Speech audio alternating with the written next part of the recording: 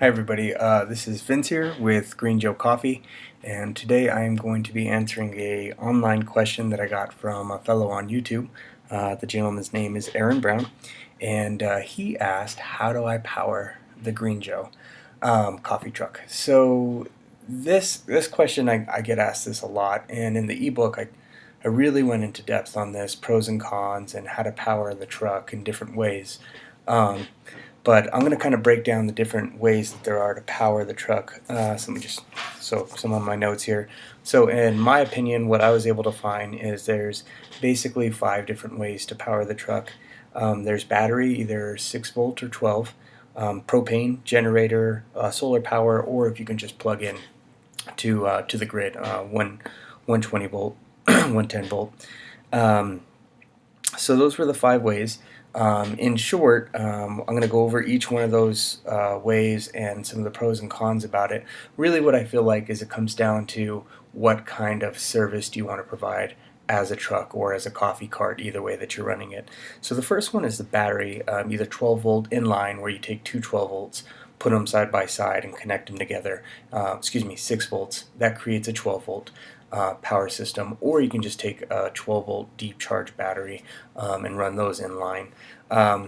The pros to having 12 volt batteries are quiet. There's no sound whatsoever. You're off the grid, which is kind of nice.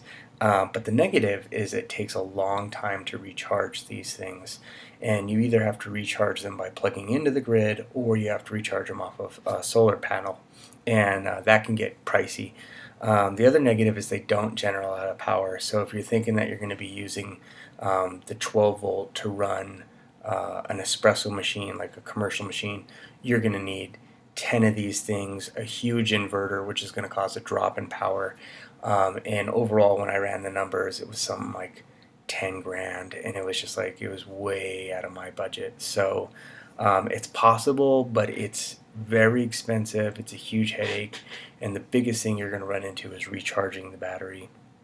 The second thing is propane.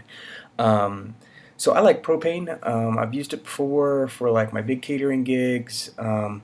The positives to propane is it's quiet, which is nice. You don't have like a loud generator. The other positive is you can just get off the grid, so that's always a big plus.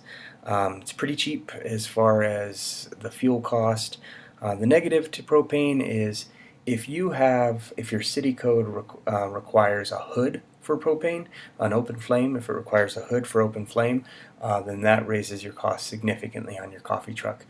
So that's something to look into before you rely on the propane as a means of heating water. The other negative is it's a lot of piping. It's not expensive piping, but still you have to run all that copper piping everywhere, and it's probably a good idea to insulate it. And then the third negative to propane is it just doesn't generate huge amounts of power. Like when you're looking at comparing it to a 220 espresso machine, the 220 is going to work that propane every time. It's going to win because the 220 machines just pump out huge amounts of electricity, huge amounts of espresso. I've run a couple different catering gigs where I was next to a propane, and I end up taking a lot of their business because they just can't refill as quickly.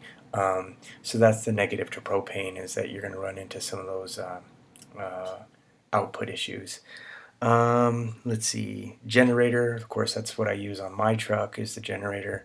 The positives to it is it's cheap to get started, it's very easy to get started. You can generate huge amounts of power.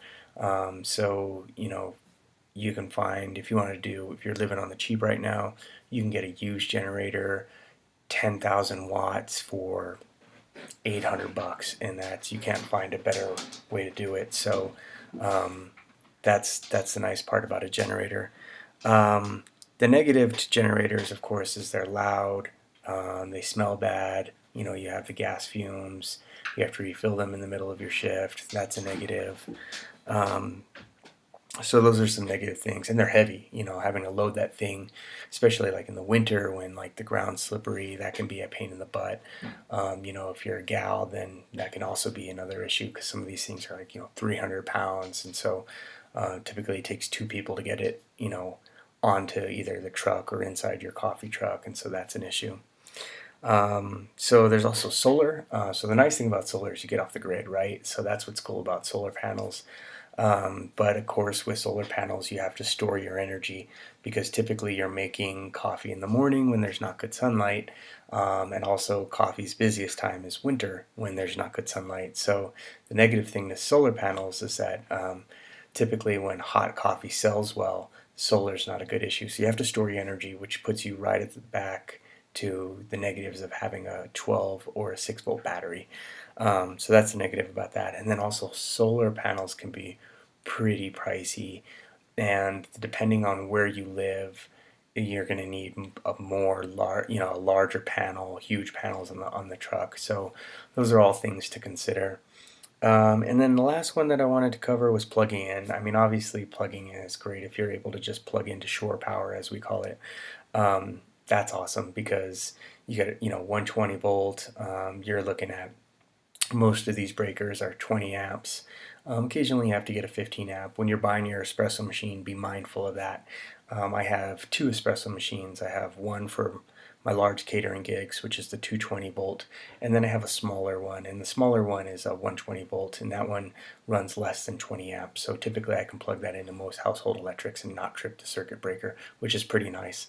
So, but the negative thing about that is if you got 100 people, it's going to be hard to cater that many people on a very small machine. Typically you'll want something much larger, a larger espresso machine. So that's all things to be mindful of. So yeah, I mean, there's a lot to be said. There's a lot of things to juggle. I personally, when I first started, I started for the coffee truck to cater toward the masses. So I have a 220 volt machine. I run a very large generator, so you can put me in a large crowd, and I can handle a lot of espresso. The negative, however, is that I'm loud. It's heavy to lift. It's a pain in the butt.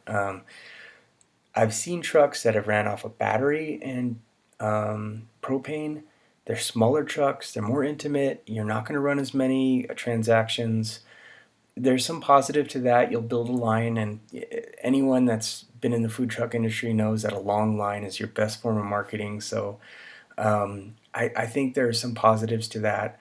The startup on it is a lot less, which is great. But in terms of longevity, they're not going to be able to run as many transactions. So you probably rely more on charging people hourly as opposed to charging by the transaction. So that's just something to be mindful of when you're out there, doing your research on your coffee truck. My name is Vince. I own and operate Green Joe Coffee Truck out of Albuquerque, New Mexico. Feel free to email me with any questions. I get probably 10 a day, so if I'm a little late getting to them, please forgive me, but I try to get to as many of those questions as I can. And if you have any questions, let me know. Of course, I sell the ebook, and that's very in-depth on my website about how to build coffee trucks. I hope this is helpful to you guys, and good luck to you.